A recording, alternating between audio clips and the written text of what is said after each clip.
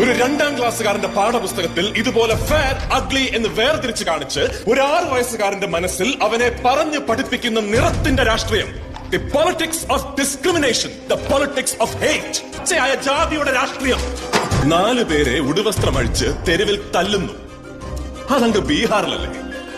മാംസം കടത്തിയതിന് ഒരാളെ ആൾക്കൂട്ടം തല്ലിക്കൊല്ലുന്നു. അതങ്ങ് യുപിയിലല്ലേ? വിശപ്പടക്കാൻ ഭക്ഷണം മോഷ്ടിച്ചതിന് ഒരു ആദിവാസി യുവാവിനെ കൂട്ടം കൂടി തല്ലിക്കൊല്ലുന്നു. അതിങ്ങ് കേരളത്തിലല്ലേ? അല്ല, ഇതെല്ലാം നടന്നത് ഇന്ത്യയിലാണ്.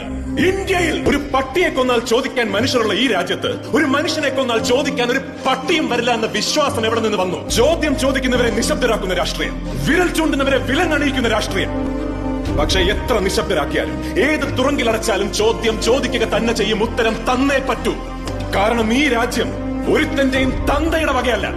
ഇത് നമ്മുടെ രാജ്യമാണ്.